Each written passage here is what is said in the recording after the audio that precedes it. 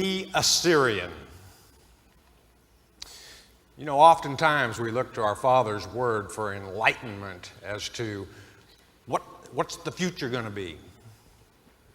And certainly unfulfilled prophecy tells us exactly how things are going to come down. It's written, it will come to pass. But today I want you to think about this. God's given us a lot of history in His Word, has He not? And you know, sometimes by understanding and looking and studying that history, it also tells us what the future holds. Because I'll assure you, just as things have been in the past, in many cases, is exactly how they're going to be in the future. And by understanding the types, the historical types in our Father's Word, it prepares us for the future. We can understand. You all know the Antichrist is coming first. And that's not what my message is today about. My message is I want you to think to yourself, am I prepared? Have I done everything that I can to be prepared for that one who will return? That's important, beloved. And I'll show you why here in a moment. The Assyrian, or the king of Assyria, is a vivid type for Antichrist. No question about it.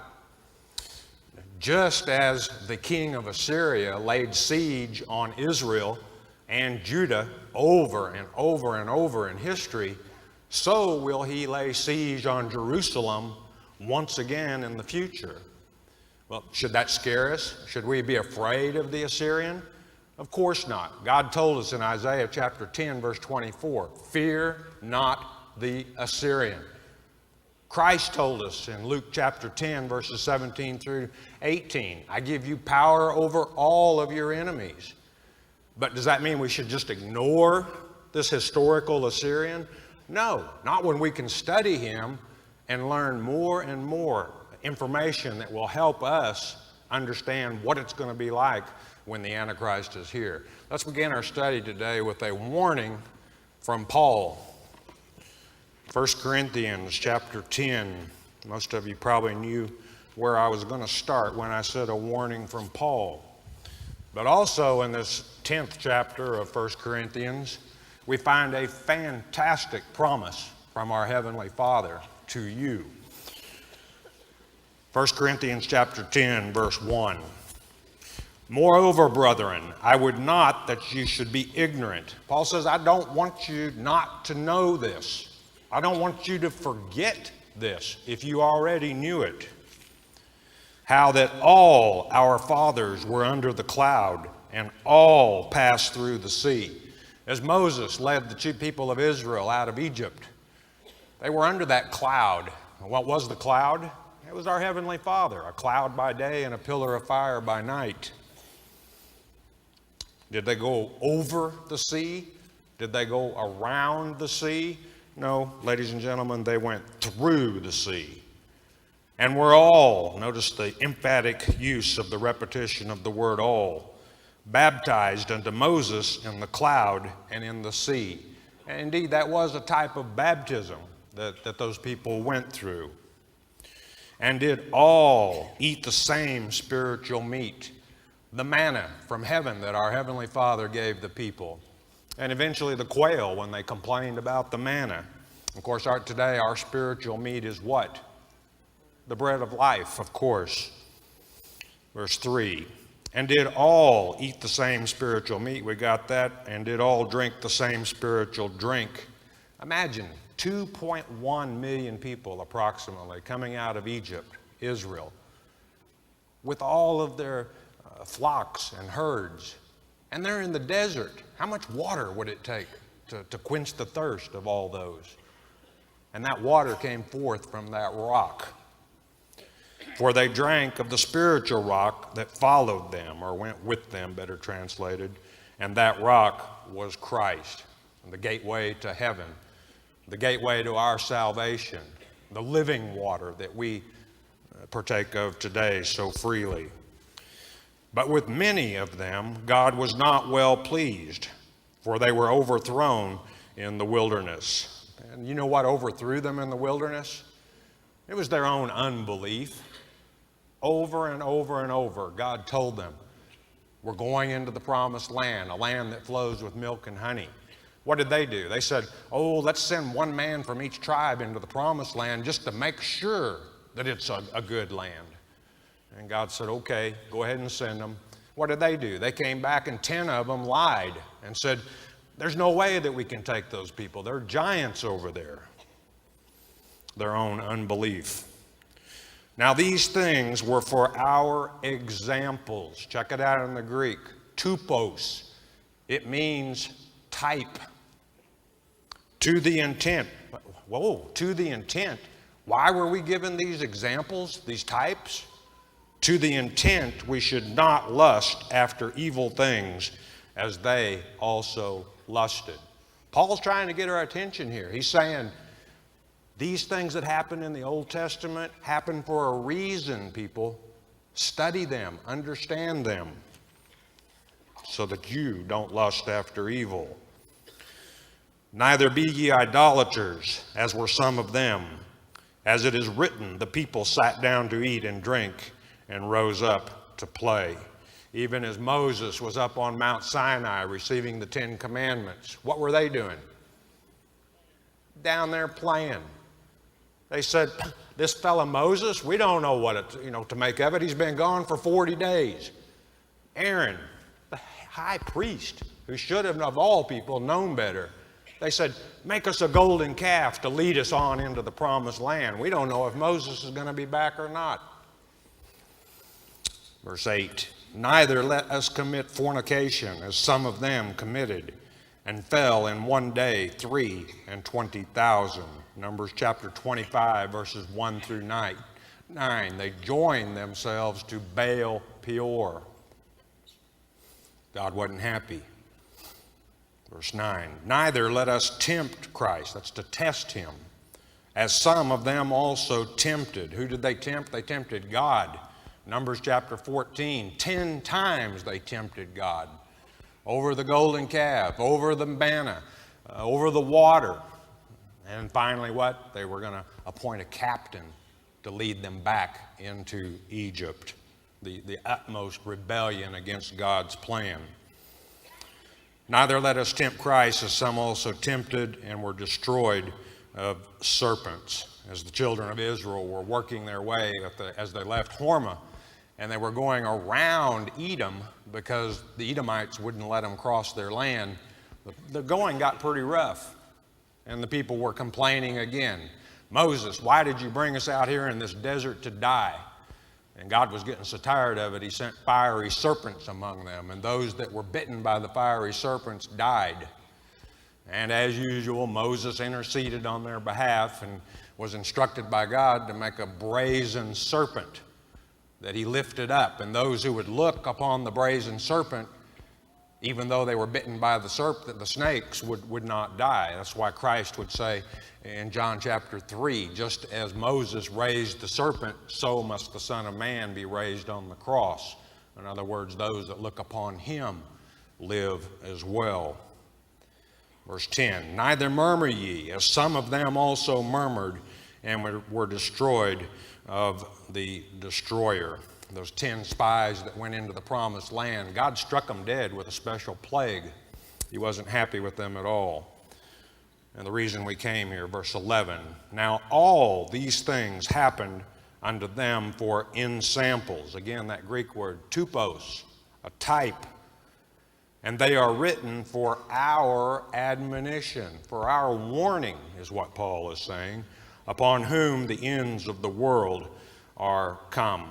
And boy, have you ever talked, and I know none of you are this way because you're too studied in God's Word, but have you ever been talking to a young Christian and you say, the end of the world? And I mean the knees start shaking. The end of the world? Of course, you know we're talking about aion in the Greek language, the age. That's all we're talking about. When this world age ends, a new one begins. We're talking about this generation, the generation of the fig tree. Wherefore let him that thinketh he standeth take heed lest he fall. Now this is from Paul. And Paul, listen to this. Take heed that do you think you stand, lest you fall? And that's what I want you to get out of this message today. Do you think you're going to stand against the Antichrist? And Paul's saying, and I know you are, but what I'm encouraging you to do is, have I done everything I can do to prepare for that? Do I know everything I can possibly know about that enemy that will help me? And that's what we're going to do today. Verse 13. This is the promise from God. Don't ever forget this verse. There hath no temptation taken you, but such as is common to man. There's nothing that's going to happen to you that hasn't happened to man before. Well, you don't understand, Pastor Murray. We live in that generation that we're going to face the Antichrist. So what? The people in the wilderness were tempted, were they not? This is nothing new. Man has been tempted from the get-go here on earth. In the flesh in itself is a temptation. But God is faithful. You can count on him. Who will not suffer you to be tempted above that you are able, but will with that temptation also make a way to escape, that you may be able to bear it. Man, as you're delivered up before that Antichrist, don't forget this verse, beloved. I mean, think of that promise from God. Do you believe his word? Then what do we have to worry about? He's not going to allow anything to happen to us. Verse 14. Wherefore, my dearly beloved, flee from idolatry. I speak as to wise men, judge ye what I say. Do you consider yourself a wise person? Then listen to what Paul says. As I said earlier, the Assyrian over and over and over laid siege on Jerusalem. Let's go to the first time the Assyrian laid siege on Israel. We're going to 2 Kings chapter 15. Things aren't going well in Israel at all. As we pick this up, we're down to the last, 5 kings of Israel. And as we're going to pick it up in 2 Kings 15:16 with Menahem. Menahem, how did he come to the throne? Well, you can read it in verse 14. He smote Shalem. He murdered Shalem. Israel, the 10 tribes, are on a collision course with the Assyrian, the captivity. Verse 16, then Menahem smote Tiphsah. Tiphsah is not a person, but a location, a city. The Greeks and Romans called it Thapsacus, and it lies on the Euphrates. It's referred to in 1 Kings 4:24 as the limit of Solomon's empire towards the Euphrates, in other words, to the north. And all that were therein, and the coast thereof from Tirzah, because they opened not to him, therefore he smote it, and all the women therein that were with child he ripped up. Tiphsah revolted from Israel at the time that Zechariah was murdered, and here they're paying a very cruel punishment for that revolt. In the 39th year of Azariah, king of Judah, began Menahem the son of Gadi to reign over Israel, and reigned 10 years in Samaria. And you know, God wanted to be the king of Israel. What did the people of Israel say to Samuel? No, we want a man king like the heathen have. Someone who will go and fight our battles for us. I think man is becoming somewhat disappointed, and the kings of Israel a little bit less than they expected, but the man kings of Israel are exactly what our Father expected. And he did that which was evil in the sight of the Lord. He departed not all his days from the sins of Jeroboam, the son of Nebat, who made Israel to sin. And you know, when Israel was asking for a man king, God told them through Samuel, 1 Samuel chapter 8, verses 10 and the following verses, what men king of Israel would do. They'll take your sons and daughters. They'll make them work for you. Everything that you do to produce your vineyards, your olive yards, they'll take 10% of that and give it to their servants. And then they'll take your sons and send them to do the fighting for you. For the king, in other words. Verse 19. And Pul, the king of Assyria, here we go, our type for the Antichrist. This is the first invasion on Israel by the Assyrian. It won't be the last, and there is still one to come in the future. Came against the land, and Menahem gave Pul 1,000 talents of silver, that his hand might be with him to confirm the kingdom in his hand. He's trusting in the king of Assyria to keep him as king of Israel rather than trusting in our Heavenly Father and paying him off to do so. And Menahem exacted the money of Israel. And Judah was usually the one that was the one trying to bribe the enemy, not Israel. But in this case, they are. Even of all the mighty men of wealth, property owners, in other words, of each man 50 shekels of silver to give to the king of Assyria. So the king of Assyria turned back and stayed not there in the land. And that the Assyrians will be back. You know, you can't buy a bully off. Never try and buy a bully off, because what you give him, he'll always be back for more. And the rest of the acts of Menahem and all that he did, are they not written in the book of the Chronicles of the kings of Israel? And I'm certain God must have been quite frustrated with the kings of Israel, the men who served in that role. And Menahem slept with his fathers, and Pekahiah, his son, reigned in his stead. Pekahiah means Yah has observed. And you can be assured Yah was observing this Pekahiah in Israel at the time. You can be assured he's observing you and I today. I hope he's pleased. Verse 23. In the 50th year of Azariah, also known as Uzziah, and by the way, he reigned 52 years, the longest king of Israel or Judah, the king of Judah, Pekahiah the son of Menahem, began to reign over Israel in Samaria and reigned 2 years. And becoming a king of Israel at this time was like an early death wish. Menahem was the last king of Israel to die of natural death, and his son assumed the throne. And he did that which was evil in the sight of the Lord. He departed not from the sins of Jeroboam, the son of Nebat, who made Israel to sin. Jeroboam, he was the first king of the 10 tribes over the north after the kingdom was taken away from Solomon's son, Rehoboam.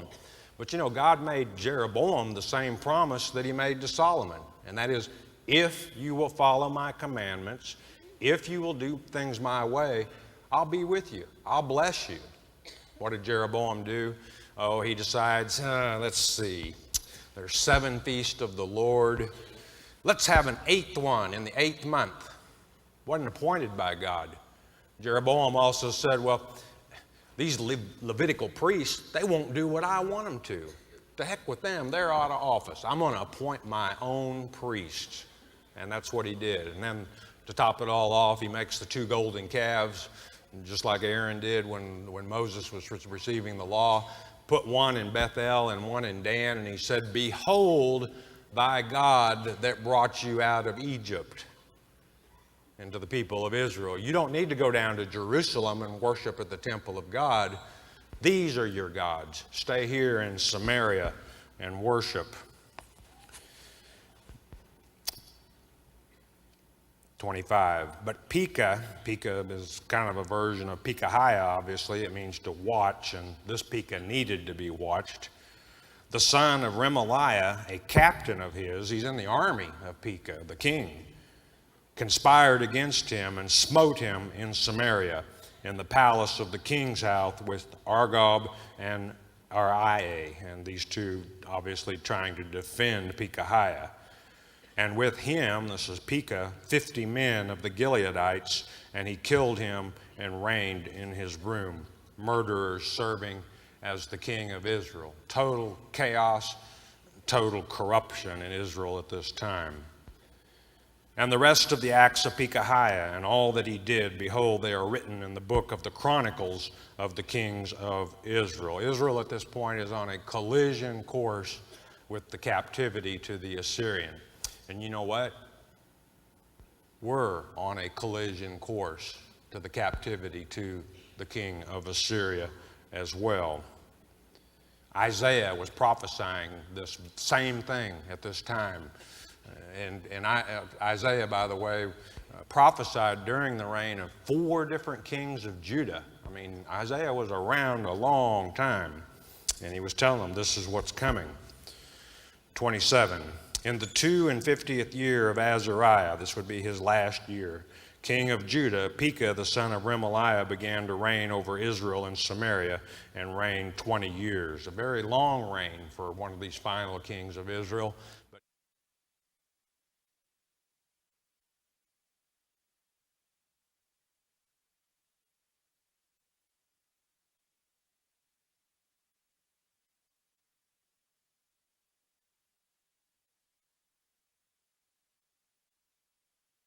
2 Kings 18, verse 11. And the king of Assyria did carry away Israel into Assyria, and put them in Halah and in Habor by the river Gozan, and in the cities of the Medes. Why did the Lord let them go into captivity? Verse 12, because they obeyed not the voice of the Lord their God, but transgressed his covenant, and all that Moses the servant of the Lord commanded, and would not hear them nor do them. We see a lot of that today, do we not? Now in the 14th year of the king Hezekiah, this is the king of Judah, did Sennacherib, king of Assyria, come up against all the fenced cities of Judah and took them. In Appendix 67 of your companion Bible, you have an appendix concerning Sennacherib's cylinder. And he states that I took 46 fenced cities of Judah, and I have Hezekiah as a bird in a cage in Jerusalem. And I've taken 200,150 men, women, and children in captivity. And Hezekiah, king of Judah, sent to the king of Assyria to Lachish, this is a city south of Jerusalem, saying, I have offended. Return from me. That which thou puttest on me will I bear. And the king of Assyria appointed unto Hezekiah, king of Judah, 300 talents of silver and 30 talents of gold. I've offended you, so please withdraw from Judah, and I'll pay whatever tribute you say for me to pay. And you know, this is hard for me to understand about Hezekiah. Hezekiah was a righteous king. He was a good man, boy, especially compared to his father Ahaz. He was an idolater if there ever was one. But, you know, this turned into a blessing for Judah because of Sennacherib's blasphemy and his pride. Let's see, blasphemy and pride. Who does that sound like? Maybe Antichrist a little bit? Blasphemy. He's going to be claiming to be God, standing in God's place, put his throne where God's throne is supposed to be. Pride. That was his downfall. Sound familiar?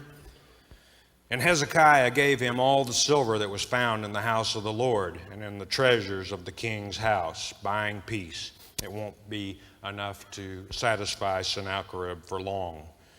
At that time did Hezekiah cut off the gold from the doors of the temple of the Lord and from the pillars which Hezekiah king of Judah had overlaid, and gave it to the king of Assyria. Now, in chapter 18, verse 17, which we're about to get to through 1932, we have the second invasion of Judah by the king of Assyria. And the king of Assyria sent Tartan and Rabsaris and Rabshakeh from Lachish, about 10 miles southeast of Jerusalem, to King Hezekiah with a great host against Jerusalem. You know what a great host is? That's a big army.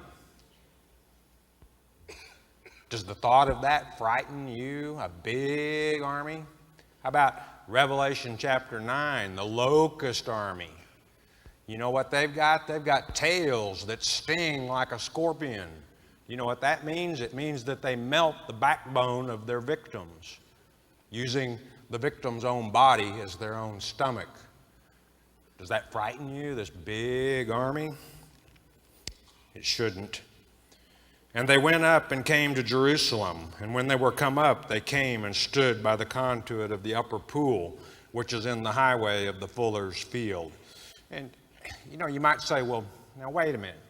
Israel was doing bad, and God sent the Assyrian, but Judah was doing good. Hezekiah was a pious king. Why would he send the Assyrian against Judah? Understand, God will test you from time to time. He does not want a bunch of hothouse lilies that are going to wilt at the first sign of trouble. You know, it's awfully hard to become an overcomer if you never have anything to overcome. And when they had called to the king, there came out to them Eliakim, the son of Hilkiah, which was over the household, in other words, over the king's palace, and Shebna, the scribe, and Joah, the son of Asaph, the recorder. These pretty high-ranking officials. And Rabshakeh said unto them, Speak ye now to Hezekiah, Thus saith the great king, the king of Assyria, What confidence is this wherein thou trustest?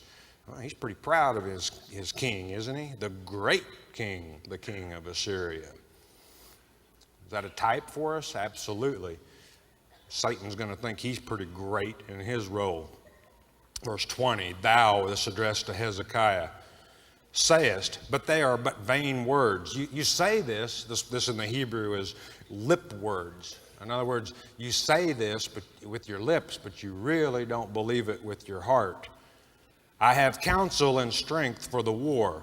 Now on whom dost thou trust that thou rebellest against me? Now behold, thou trustest upon the staff of this bruised reed, even upon Egypt, on which if a man lean, it will go into his hand and pierce it. So is Pharaoh, king of Egypt, unto all that trust on him. God wanted his people to trust and lean on him, not the king of Egypt, not some other man or some other god. Verse 22, Rabshakeh continues speaking for Sennacherib the Assyrian.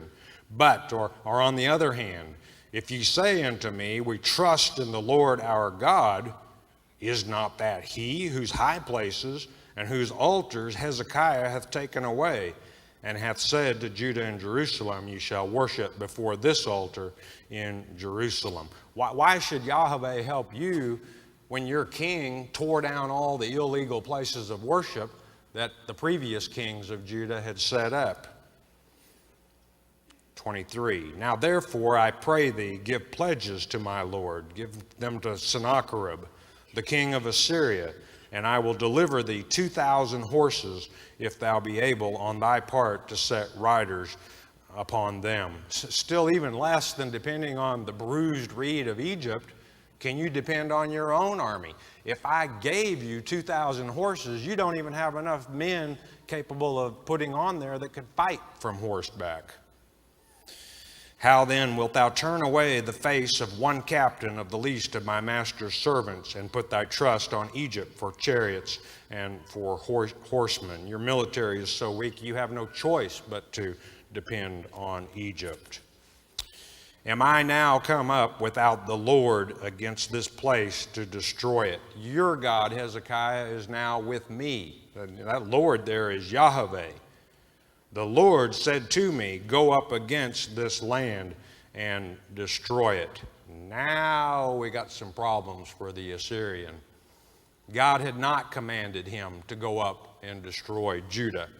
This is out and out blasphemy. Then said Eliakim the son of Hilkiah, and Shebna, and Joah unto Rabshakeh, Speak, I pray thee, to thy servants, in other words, to us, in the Syrian language, in Aramaic, for we understand it, and talk not with us in the Jews' language, or Hebrew, in the ears of the people that are on the wall. We understand your language, so please, you're scaring our troops over here on the wall. Don't talk in Hebrew. You're scaring our people. But Rabshakeh said unto them, Hath my master, that's Sennacherib, sent me to thy master and to thee to speak these words? Hath he not sent me to the men which sit on the wall, the soldiers, that they may eat their own dung and drink their own piss with you? In other words, that's how bad it's going to get if the Assyrian lays siege on Jerusalem. 3 years is a long time to lay siege. What do they do basically? They starve them out. If you can't get food into the city and you've got probably tens of thousands of people there at the time, if not over 100,000 people there. They're going to starve to death eventually. And of course, they had routed water under secret passageways into Jerusalem and taken it away. But I also ask you to look at that maybe as a little bit of a type. If you don't participate in the Assyrians and Antichrist one world system, you're on your own when it comes to food and water. Let me ask you this. Has anyone ever warned you that we should have a little bit of food set aside for when the Antichrist comes? Has anyone ever warned you that you should have some water set aside for your family? Because you're on your own, folks. You're not going to be able to buy and sell. Has anyone ever warned you to have a little bit of precious metal available to where you can barter and trade? Have you done that? Have you done it to the extent that, and people might say, well, you don't understand. I'm living check to check right now. It's just hard for me to do that. And I understand, boy, with gasoline prices, I filled up on the way up here, and you talk about making your knees shake. That made my knees shake, filling up that SUV. Whew. But my point is this. It's a lot easier right now for you to do what you need to do and get some things set aside than it's going to be when he actually arrives. Because, everything in your checking account. You think you're going to be able to use that? No, not without taking the mark of the beast and worshiping him. So a little bit of a type there.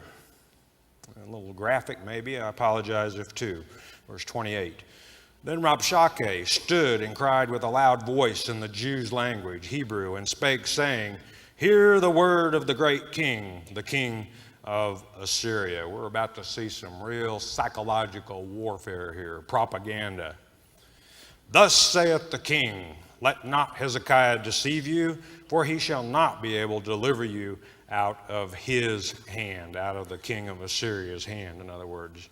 Don't let Hezekiah give you false hope. Neither let Hezekiah make you trust in the Lord, saying, The Lord will surely deliver us, and this city shall not be delivered into the hand of the king of Assyria. Hezekiah can't save you. The Lord can't save you. Now, wait a minute.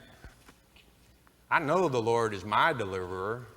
And here we've got the king of Assyria saying, the Lord can't deliver you. That's blasphemy. Hearken not to Hezekiah, for thus saith the king of Assyria, Make an agreement with me by a present, and come out to me. And then eat ye every man of his own vine, and every one of his fig tree, and drink ye every one the waters of his cistern. Boy, does that sound like somebody? How about Dan chapter 11, verse 24? When the Antichrist comes in peacefully and prosperously. You see, he's promising these people on the wall around Jerusalem, just surrender. Just worship me, and it's going to be good for you. I'll pay off all your bills. Remember where we started with Paul giving you a warning? These things happened as examples for you, types for you. Don't be taken with his deceit. Verse 32, Until I come and take you away to a land like your own land, I'll deliver you. Hezekiah can't deliver you. The Lord can't deliver you. I'll rapture you out of here. A land of corn and wine, a land of bread and vineyards, a land of oil, olive, and of honey, that ye may live and not die. And we're talking about a death of the flesh here that they're concerned about. And hearken not unto Hezekiah when he persuadeth or deceives, that could be translated, you, saying, The Lord will deliver us. You can't trust Hezekiah, you can't trust the Lord. Wrong. Hath any of the gods of the nations delivered at all his land out of the hand of the king of Assyria? None of the gods of the nations that the Assyrians have already conquered could save them. Where are the gods of Hamath and Arpad that's in Syria? Where are the gods of Sepharvaim, Hena, and Iva? Have they delivered Samaria, the 10 tribes of Israel, out of mine hand? Let me ask you this. When the Antichrist returns, is everyone in the world going to think their God is? And think what I'm saying here. Where are their gods? Everyone in the world. I don't care if they're Islamic. I don't care if they're Buddhist. I don't care what their faith is. They're going to think Antichrist is God. Are you prepared for that in your mind? And you know what they're going to be asking you because you're not worshiping him? Excuse me. Where is your God? Is what they're going to be asking you. 35. Who are they among all the gods of the countries that have delivered their country out of mine hand, that the Lord should deliver Jerusalem out of mine hands? Their gods couldn't save them. Your God can't save you.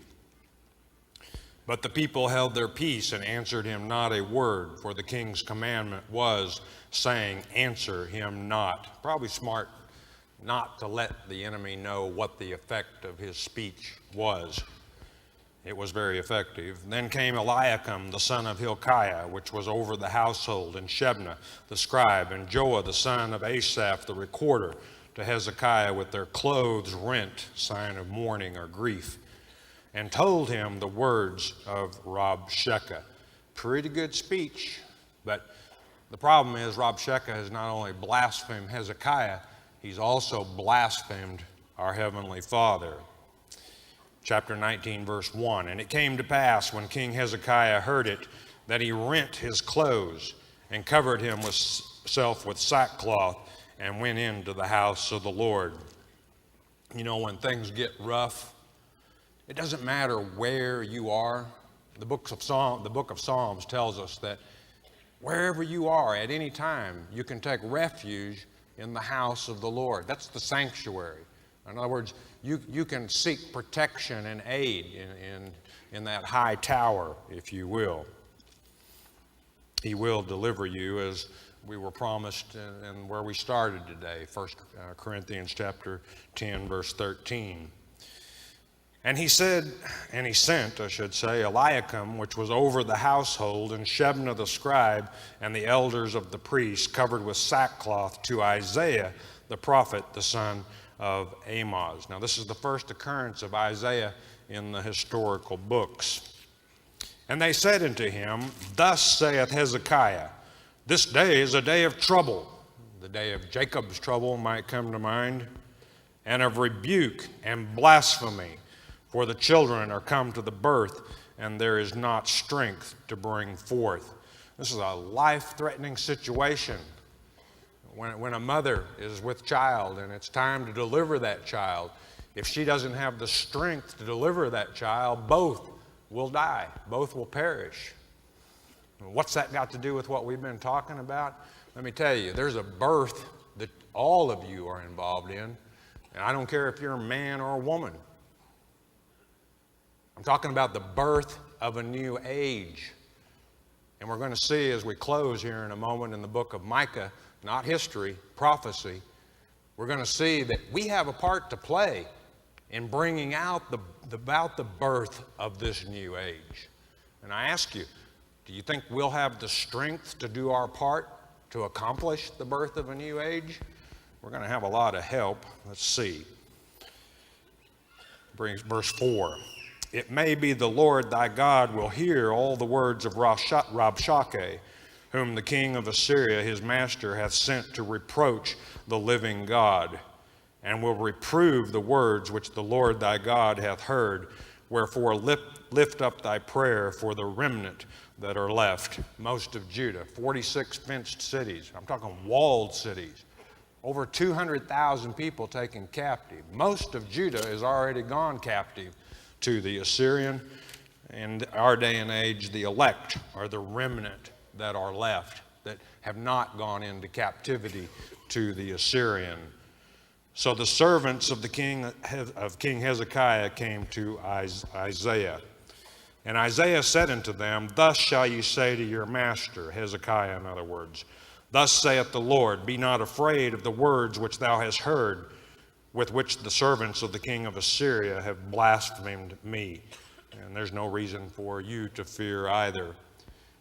Verse 7, Behold, I will send a blast upon him, and he shall hear a rumor, and shall return to his own land, and I will cause him to fall by the sword in his own land. Historically, this would come to pass. If we continued on in the same chapter, we'd learn in verse 28, God told the Assyrian, I will put my hook in your nose and my bridle in thy lips and lead thee back by the way you came. In verse 35, the angel of the Lord slew 185,000 of the Assyrians. Verse 32, Sennacherib, back in his home city, went into the house of his God and was murdered by his own 2 sons. This particular siege of the Assyrian was not successful. You know, we've been talking about the future siege of the Assyrian. Do you think the Assyrian is going to be successful during that siege? Or do you think God will once again send a blast? Oh, maybe you could be part of that blast. Turn with me to Micah as we conclude. Again, not history, but prophecy in the minor prophets.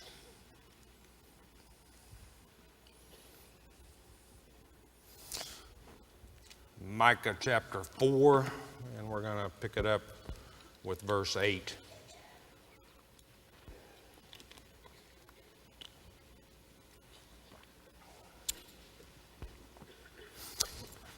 When I was talking a minute ago about that birth that was going to be coming about, and that the men and the women were going to have part of it, my humor just went crazy with me. Have you all ever seen that commercial where this little old man and a little old lady are sitting in the doctor's office, and I mean, she's like 80 and he's like 85, and the doctor tells her, your blood work shows that you're pregnant? And then he looks at the old man and he says, and guess what? You are too.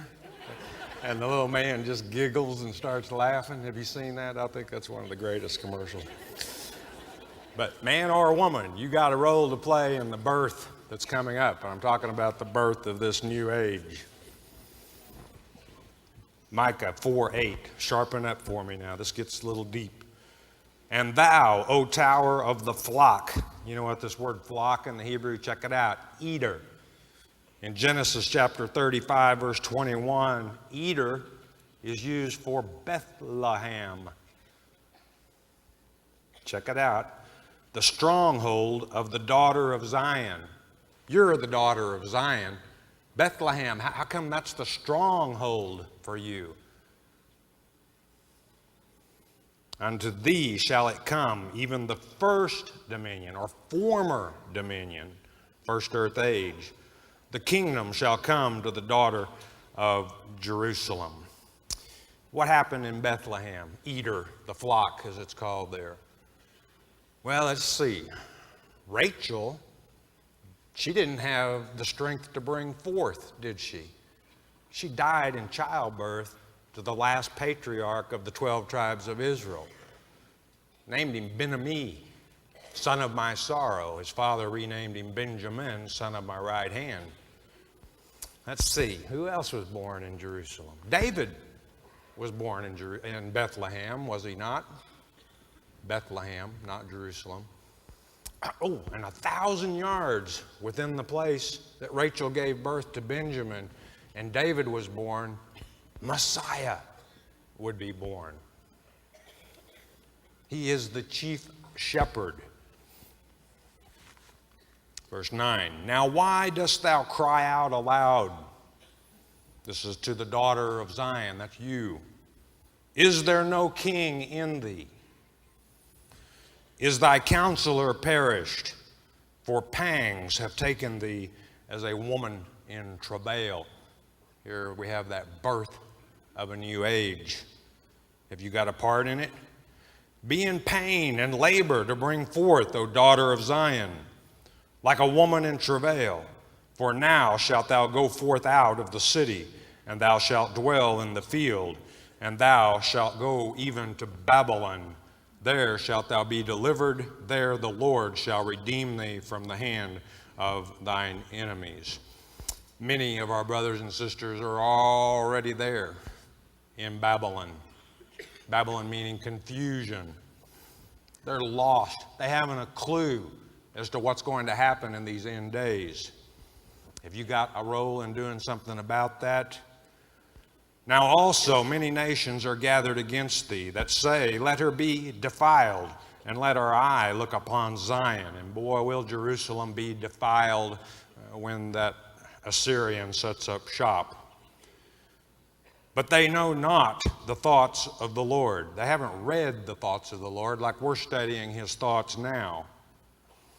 Neither understand they his counsel or his plan. For he shall gather them as the sheaves into the floor. Oh, let's see. Isn't there a wonderful gospel song about bringing in the sheaves, bringing in the sheaves? Doesn't this sound wonderful? They're bringing in the sheaves onto the floor. You know what floor we're talking about here, beloved? The threshing floor. Do you know what happens to the sheaves on the threshing floor? They get the way knocked out of them. Some of the sheaves need the way knocked out of them to bring about some sense into their heads. Do you have something to do with that? Arise and thresh. This is instructions to the daughter of Zion. I'm talking to you. Arise and thresh. And what does threshing do? It separates the wheat from the chaff. It separates those who can amount to something, something that is worth something, from wicked and evil that's worth nothing but to go into the fire. O daughter of Zion, for I will make thine horn iron. You know what your horn is symbolically? It's your power. And I will make thy hooves brass, and thou shalt beat in pieces many people. And I will consecrate their gain unto the Lord, and their substance unto the Lord of the whole earth. Well, that sounds awful rough. I will beat those people. What do we beat them with, beloved? Truth. That's what we beat them with. How do we thresh today? What is this talking about? You thresh by planting seeds. Every time you have an opportunity to plant a seed, you're threshing, you're sharing God's truth. That's what knocks the way out of those sheaves and separates the wheat from the chaff. You can thresh by being an example to people. You can thresh by standing for something. And by that I mean be willing to stand against the Antichrist. Oh, there's a blast going to be sent against this last Assyrian siege. Chapter 5, verse 1. Now gather thyself in troops, O daughter of troops. He, this is the Assyrian we're talking about here, Antichrist, hath laid siege against us. They shall smite the judge of Israel with a rod upon the cheek. And historically, they certainly accomplished this, the 10 tribes of Israel into captivity. And there's going to be a little different smiting going on this next siege. Sharpen up for me. But thou, Bethlehem, here we go again. Where are we pointing back to now? Jesus Christ's birthplace.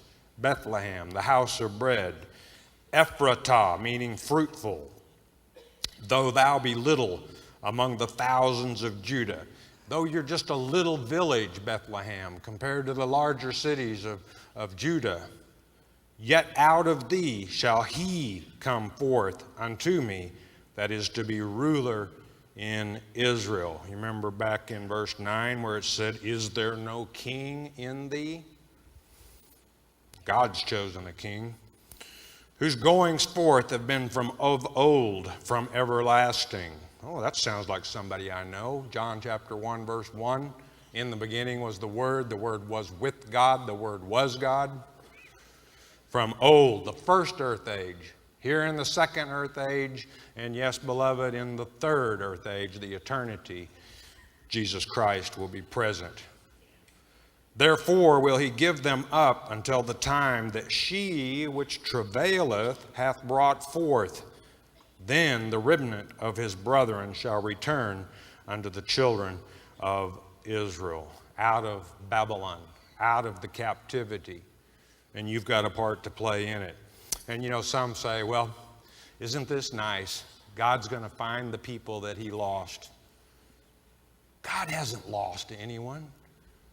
They've lost themselves. And he, this is Jesus Christ, shall stand and feed in the strength of the Lord. He is the great shepherd. In the majesty of the name of the Lord his God. And they, his flock, shall abide. For now shall he be great unto the ends of the earth. King of kings and Lord of lords. And this man shall be the peace. Hebrews chapter 7, where he's also called Melchizedek. What's another name? You know what the king of Salem is? King of peace. There will be no peace until he returns. Listen up for me. When the Assyrian, this is Antichrist, shall come into our land, and when he shall tread in our palaces, he wants to be the king.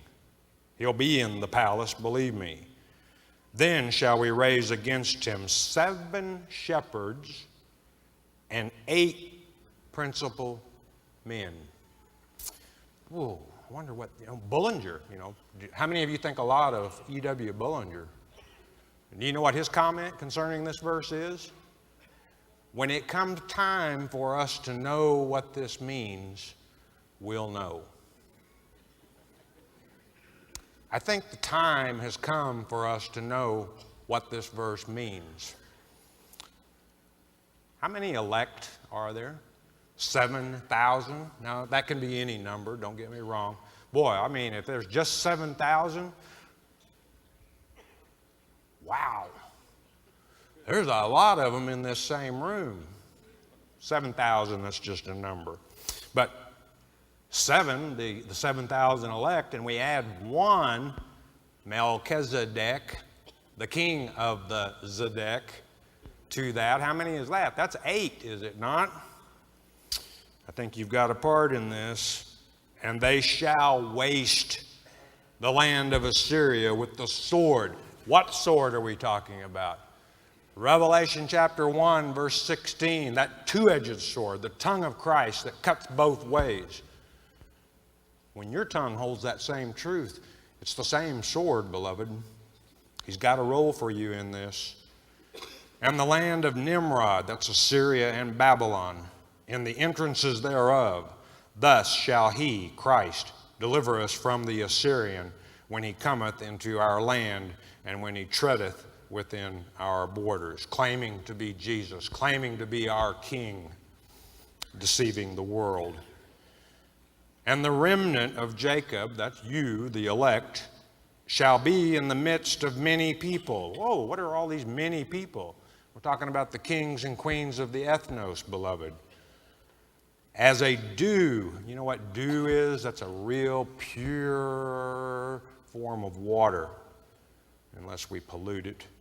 From the Lord, as the showers. Whoa, wait a minute, latter day rain, maybe? Upon the grass that tarrieth not for man, nor waiteth for the sons of men. It's not dependent on men, in other words. And the remnant of Jacob, that's you, shall be among the Gentiles in the midst of many people, as a lion among the beasts of the forest, as a young lion among the flocks of sheep, who if he go through, both treadeth down and teareth in pieces, and none can deliver. Oh, that doesn't sound very Christian at all, does it? The weapon, beloved, is the truth. It's what we were talking about on that threshing floor. It's the truth that separates the good from the evil. There's a separation coming, beloved. And thank God, we don't want the wicked and the evil in the eternity. So take part in that. And if someone hears the truth often offends people. God's word often offends people. My thoughts to that are, so what? It's always good for them. And hopefully they'll see the error of their way and turn it around. Here's a promise.